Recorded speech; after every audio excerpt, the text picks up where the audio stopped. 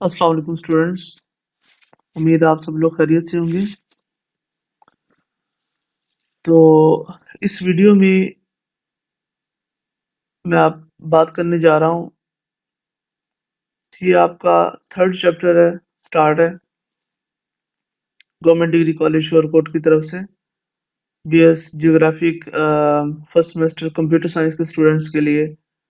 अ, इस जो चैप्टर है आपका, ये कंट्रोल स्ट्रक्चर्स है। उसका जो टाइटल है कंट्रोल स्ट्रक्चर्स।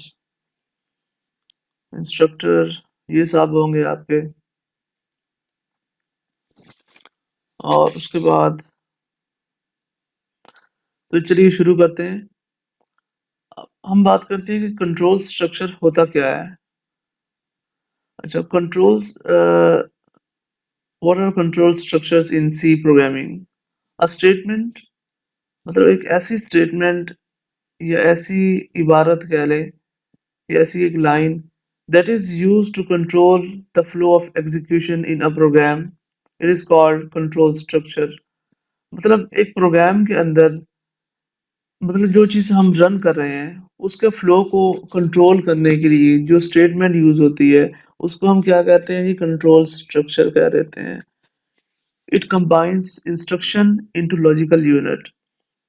तो कह रहा है कि ये आप जो ये हदायत को, ये डिफरेंट जो इंस्ट्रक्शंस होती हैं जो हम हदायत देते हैं, ठीक है, उनको लॉजिकल यूनिट के अंदर कन्वर्ट कर देती है, मतलब कंबाइन कर देती है। Logical unit has one entry point and one exit point. अच्छा, जो लॉजिकल यूनिट होता है ना, वो मैं आपको बाद में बताता हूँ क्या होता है असल में। जो ये इसका एक ही एंट्री पॉइंट भी होता है और एक ही एग्जिट पॉइंट होता है। अच्छा, flow of control. Flow of control through any given function is implemented with three basic types of control structures। मतलब किसी भी दिए गए फंक्शन को इम्प्लीमेंट करने के लिए हमें सिर्फ उसके लिए तीन बेसिक स्ट्रक्चर्स होते हैं, कंट्रोल स्ट्रक्चर होते हैं। जब पहला है हमारे पास सीक्वेंशियल, मतलब एक सीक्वेंस के अंदर आपका जो डाटा है वो स्टोर होगा। अच्छा, तो सीक्वेंशियल क्या होता है कि डिफ़ॉल्ट मोड होता है, मतलब प्रोग्रामिंग के अंदर जो डिफ़ॉल्ट मोड होता है वो क्या होता है? सीक्वेंस होता है, मतलब सीक्वेंस के अंदर हर एक चीज़ स्टोर होती है आपकी। तो sequential execution of code statement, one line after another, मतलब हर एक लाइन के बाद दूसरी लाइन जो है, मतलब वो अगर हम लाएं इस तरह करें कि, मतलब फॉर एग्जांपल जिस तरह आप ये इसके इस पैराग्राफ को देख रहे हैं, ठीक है, आप इसको एक कोड समझ लें। तो इस हर एक लाइन के बाद दूसरी लाइन जो है, मतलब वो एक हर एक चीज़, ये तीनों लाइनें सीक्वेंस के अंदर आ रही हैं। मतलब जिस तरह ये जो तीनों लाइन्स हैं, इनकी ज़रूर एक ना एक पूरा एक लॉजिक बन रही है इसके पीछे, ठीक है। तो ये अब जिस तरह आप इस प्रोग्राम को देख रहे हैं, इस प्रोग्राम के अंदर लाइन बाय लाइन हमने कोड किया हुआ है, ठीक है। तो इसी इसको कहते हैं कि सीक्वेंस।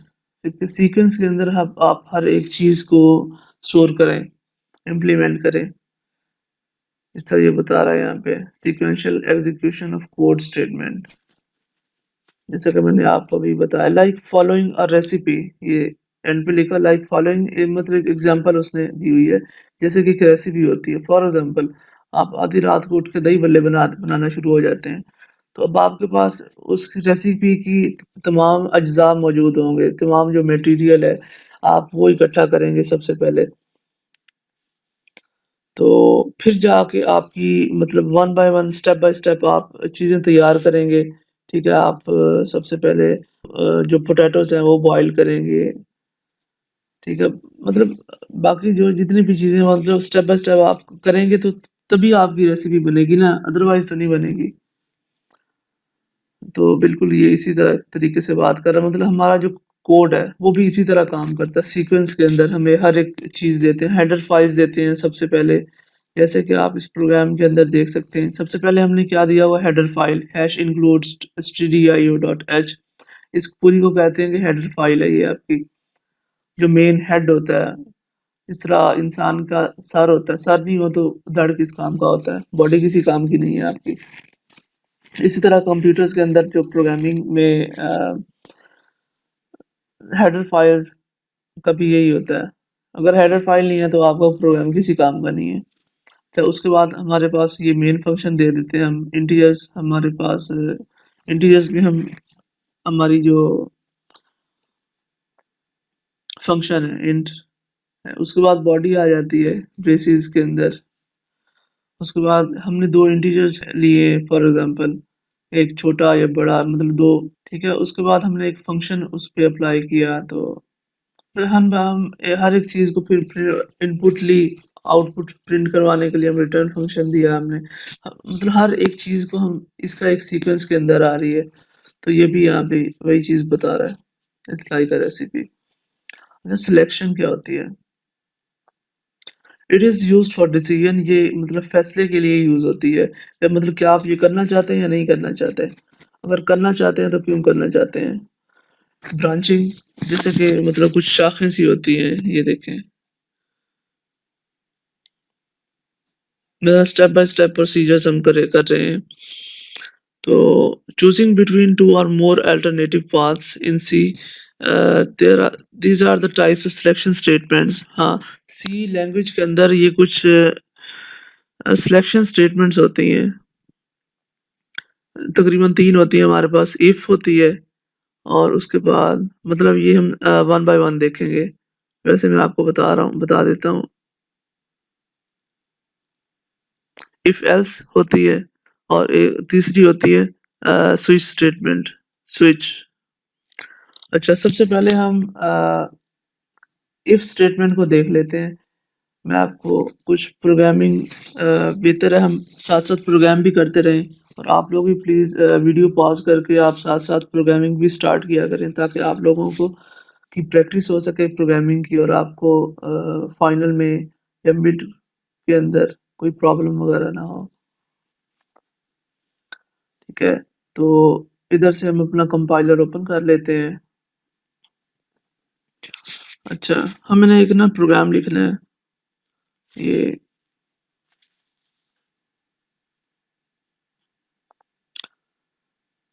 इफ स्टेटमेंट, जिसके अंदर हम ऐसा प्रोग्राम लिखते हैं जिसके अंदर हम एक इफ स्टेटमेंट यूज़ कर सकें। उसका यूज़ देखेंगे कि क्या किस तरह हम उसको यूज़ कर रहे हैं।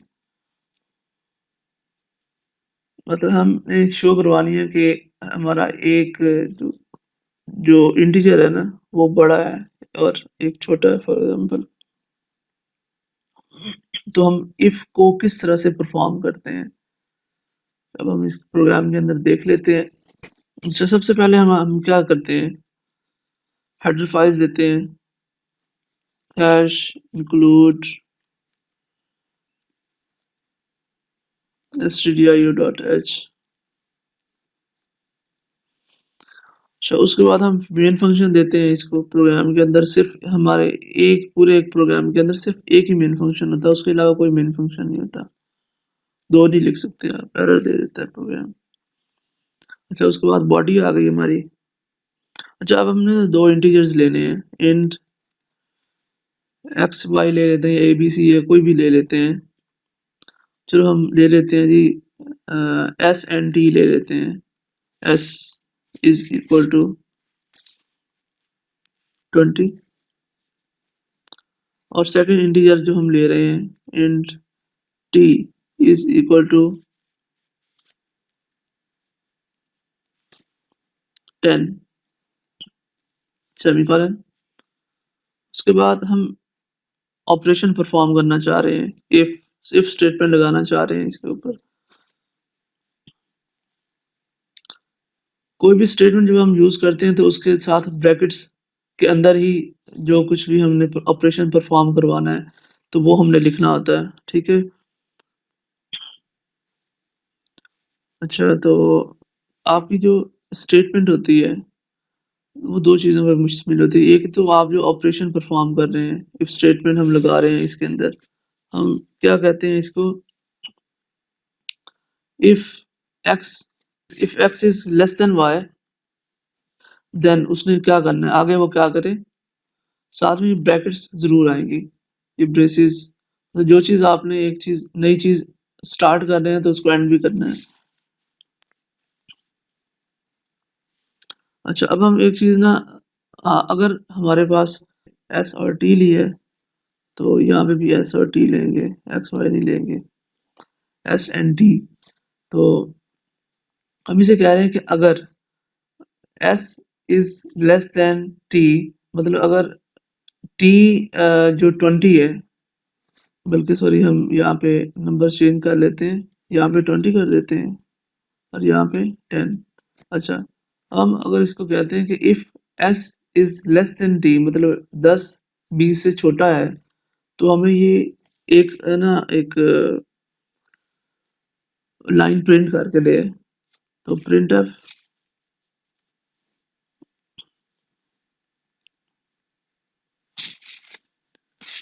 इन्वर्टेड कॉमास के अंदर जो भी आपने जो भी चीज़ लिखेंगे वही सिर्फ प्रिंट होगी स्क्रीन के ऊपर। अच्छा, if S is less than T, then it will print, it needs to print, एक लाइन लिखनी है हमने, वेरिएबल एक्स, जो हमने एक्स और सॉरी एस और टी जो वेरिएबल्स दो लिए, S is less than Y. अगर ये चीज़ आप देख रहे हैं, अगर एस, जो एस ये हमने 10 ले लिया, ठीक है, इफ एस जो 10 है इज लेस देन पाई, ये जो टी है 20 हो गया, ठीक है, अगर ये इससे छोटा है तो हमें ये प्रिंट करके दे लाइन, कोई भी लाइन ये प्रिंट करके दे, variable S is less than Y, ठीक है। अच्छा, उसके बाद हमने ये तो दे दिया, ब्रैकेट भी क्लोज कर दी, जो ऑपरेशन हम परफॉर्म करने जो हमने स्टार्ट किया था, एंट्री पॉइंट था और एग्जिट पॉइंट भी यही था, ये एंट्री पॉइंट है आपका और ये एग्जिट पॉइंट है। अच्छा, उसके बाद हमने इसको रिटर्न भी, दो फंक्शन को करवाना है, सो हम यूज़ करेंगे रिटर्न 0 और रिटर्न ट्रू भी कर सकते हैं आप। अच्छा, अब हम इसको सेव कर लेते हैं कंट्रोल एस के ज़रिए,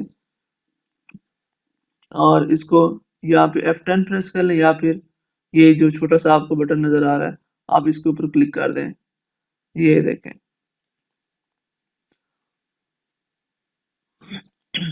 फॉर एग्जाम्पल ये देखें, इंट s इक्वल टू 10 था, t इक्वल टू 20 था,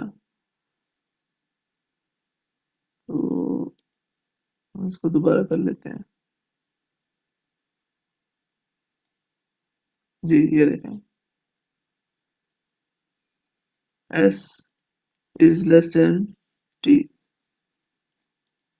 अगर ये, अगर तो ये ठीक हुआ, हमने s इक्वल टू 10 दिया और t इक्वल टू 20 दी है, हमने कहा है कि अगर ये s छोटा है t से तो हमें ये प्रिंट करवा के दे लाइन, ये variable s is less then t।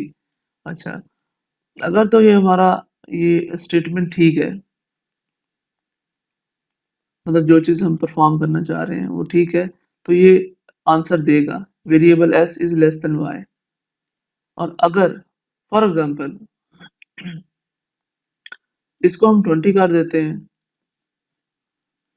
और इसको कर देते हैं जी 10, मतलब, और यहाँ पे हम इसको कह रहे हैं कि अगर s छोटा है t से तो हमें ये चीज़, ये लाइन प्रिंट करवा के दे। अब अगर for example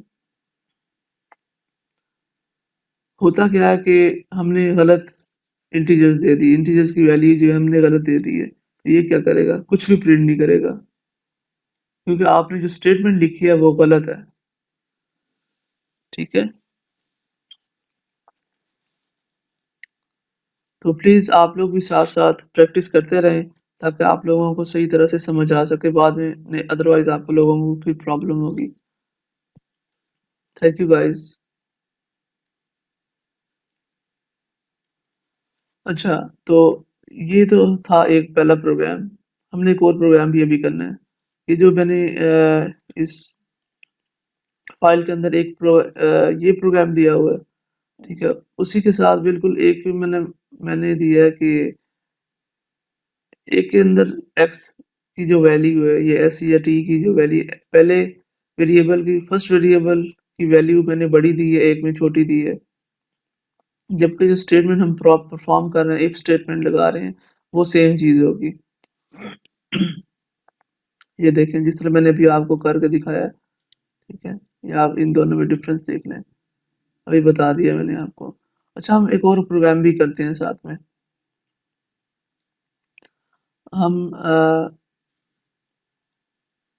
example of multiple if statements, मतलब एक ही प्रोग्राम के अंदर हम बहुत सारी इफ स्टेटमेंट्स किस तरह अप्लाई कर सकते हैं।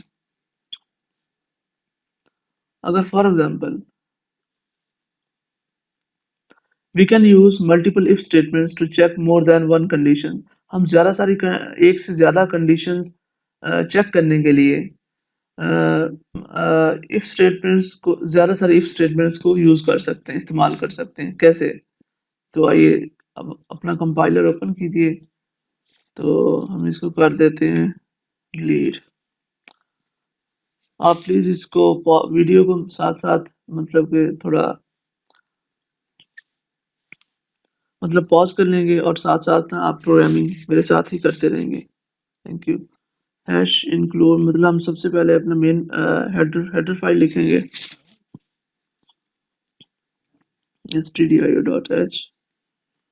अच्छा, उसके बाद हमारा मेन फंक्शन आ जाएगा जी, इंट मेन।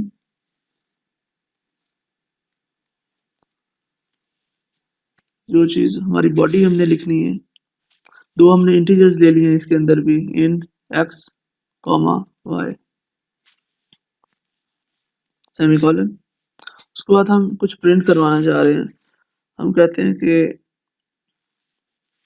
ये जो दो हमने वेरिएबल्स लिए हैं, इंटीजर्स एक्स और वाई, ठीक है, इनको हम प्रिंट मतलब हम चाहते हैं कि ये जो प्रोग्राम है हमारा, सॉरी फॉर इनकन्वीनियंस, सो अच्छा, अब हमारे ये दो वेरिएबल्स हैं, हम चाहते हैं कि ये हमारा प्रोग्राम क्या करे, हमसे दो नंबर्स मांगे, हमें हमसे कहे कि please enter the value of X and Y. तो हम क्या करेंगे, हम इसको प्रिंट एफ लगा देते हैं। ये जो स्टेटमेंट है, हमारी जो आउटपुट स्टेटमेंट है, हम आउटपुट कुछ भी स्क्रीन पे शो करवाने के लिए, प्रिंट करवाने के लिए ये यूज़ करते हैं प्रिंट एफ। साथ में इन्वर्टेड कॉमास के अंदर हम जो भी लिखते हैं, हम उसको कहते हैं कि हमसे कहे कि जी please enter the value of X. अच्छा, हमने ये तो कहा है, तो साथ में अगर हम इसको इनपुट पे तो इसने लेनी है ना हमसे, तो इनपुट के लिए हम क्या यूज़ करते हैं, स्कैन एफ। तो हमें देना है असल में, ये हमने इंटीजर देना है, तो हम उसको किस चीज़ से रिप्रेजेंट करते हैं, percent D module mod D से हम इसको रिप्रेजेंट करते हैं इंटीजर्स वगैरह गेट करने के लिए। अच्छा, उसके बाद हम जो वेरिएबल प्रिंट करवाना चाहते हैं, वेरिएबल हमारे पास क्या था, पहला फर्स्ट एक्स एंड एक्स। अच्छा, उसके बाद नेक्स्ट जो हमारे पास दूसरा वेरिएबल है, उसको भी तो वो पूछेगा ना हमसे कि अच्छा आप मतलब please enter the value of Y. तो हम चलो सीधा सीधा काम करते हैं, इस पूरी की लाइन को कॉपी करते हैं और इसको भी साथ में कॉपी कर लेते हैं। आप लोगों के लिए बेहतर है कि अगर आप साथ कॉपी ना करें, आप खुद लिखें ताकि आपकी बेस बन सके। अच्छा, हम इसको प्रिंट इधर कॉपी पेस्ट कर देते हैं प्लीज़।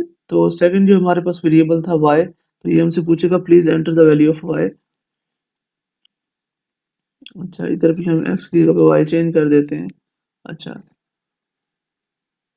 उसके बाद अब हम एक इफ स्टेटमेंट इस पे अप्लाई करना चाह रहे हैं, किस तरह करेंगे, हम कहते हैं कि if X is greater than Y, अगर अगर एक्स वाई से बड़ा है, तो हमें ये जो लाइन है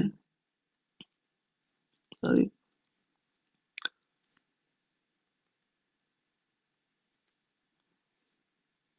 जो इसका जो स्ट्रक्चर होता है ना वो ये होता है, जैसे कि आप स्क्रीन पे देख रहे हैं। ठीक है, अच्छा, तो ज़्यादा जो जो हम स्टेटमेंट यूज़ कर रहे हैं उसके साथ आपने सेमीकोलन नहीं लगाना। अच्छा, if X is greater than Y then print, ये प्रोग्राम हमारे लिए प्रिंट करे कि यदि X is greater than Y, अगर एक्स वाई से बड़ा है तो ये हमारे लिए प्रिंट कर दे कि X is greater than Y. अच्छा जी, उसके बाद अच्छा ये पहला हमारे पास हो गया। अच्छा, जो सेकंड एक और स्टेटमेंट हम यहाँ पे अप्लाई करना चाहते हैं, if X is less than Y, अगर एक्स वाई से छोटा है तो इस सूरत में ये हमें प्रिंट करके दे कि जी print F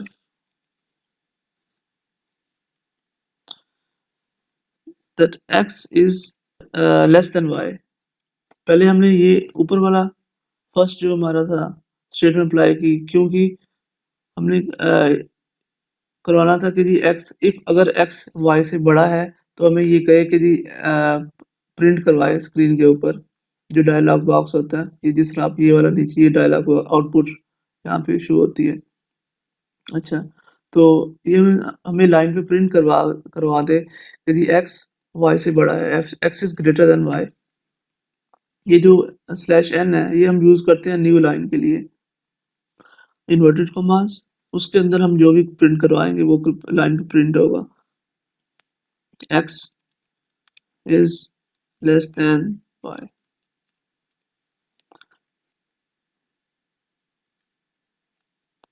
slash N for new line.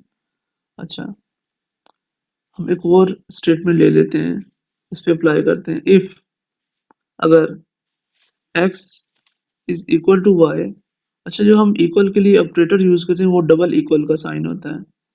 ठीक है, x इक्वल टू वाई, तो ये फिर हमारे लिए प्रिंट करे लाइन, न्यू लाइन के ऊपर प्रिंट एफ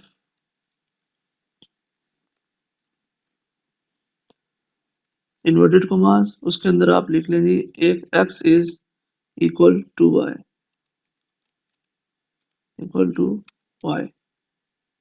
अच्छा, हमने तकरीबन 3 स्टेटमेंट इसको दिए हैं, ये देखें मैं आपको दिखा देता हूँ।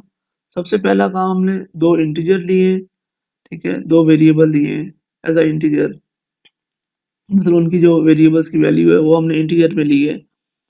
और उसके बाद हमने ये हमसे पूछेगा प्रोग्राम के please enter the value of x, और हम वैल्यू एंटर करेंगे एक्स की, ठीक है, इंटीजर के अंदर। उसके बाद सेकंड लाइन जब हम प्रिंट ये लाइन एंटर कर देंगे, इंटीजर एंटर करेंगे, फिर ये हमसे दूसरा ऑप्शन पूछेगा please enter the value of Y, या आप मेहरबानी फरमाकर वाई की वैल्यू एंटर करें। फिर हम वाई की वैल्यू एंटर करेंगे इंटीजर के अंदर, मतलब 2 3 4 1 2 3 4 कुछ भी कर सकते, कोई भी नंबर। अच्छा, उसके बाद पहली स्टेटमेंट हम इफ स्टेटमेंट को किस तरह यूज़ करते हैं, इफ अगर x बड़ा है y से तो ये हमारे लिए प्रिंट कर दे एक लाइन, न्यू लाइन के ऊपर x is greater then y। ठीक है, अगर जो सेकंड स्टेटमेंट है, जैसे ही आपने स्टेटमेंट ओपन करनी है, बॉडी, ये इसकी बॉडी होती है, ठीक है, ये ब्रैकेट्स के अंदर वो उसको क्लोज भी होता है, करना होता है। अच्छा, जो सेकंड हमारे पास है, अगर x y से छोटा है तो प्रिंट कर दे कि x is less then y, अच्छा न्यू लाइन के ऊपर। ठीक है, उसके बाद जो थर्ड हमारे पास है वो इक्वल के लिए, अगर x y के बराबर है तो ये हमारे लिए न्यू लाइन में प्रिंट कर दे x is equal to Y. अच्छा, इतना हो गया। उसके बाद हमने प्रोग्राम को कहीं ना कहीं एंड भी तो करवाना है ना, तो हम क्या करेंगे, हम एक लाइन प्रिंट करवा देते हैं, प्रिंट एफ इन्वर्टेड कॉमास, इसके अंदर हम लिख देते हैं द एंड ऑफ प्रोग्राम। जिससे हमें पता चल जाए कि हमारा जो प्रोग्राम है वो एंड हो चुका है। End of program, semicolon. तो एंड पे हमने फंक्शन जो हम मतलब कि ले रहे हैं वो उसको हम रिटर्न भी करवाते हैं, रिटर्न 0। अच्छा, अब हम इसको सेव कर लेते हैं। ये ऑर्गेनाइजर का बटन है, कंपाइल बटन है, F9, या फिर आप अपने कीबोर्ड से F9 प्रेस कर लें। इसको क्लिक करें, ये देखें ये सेव हो रहा है।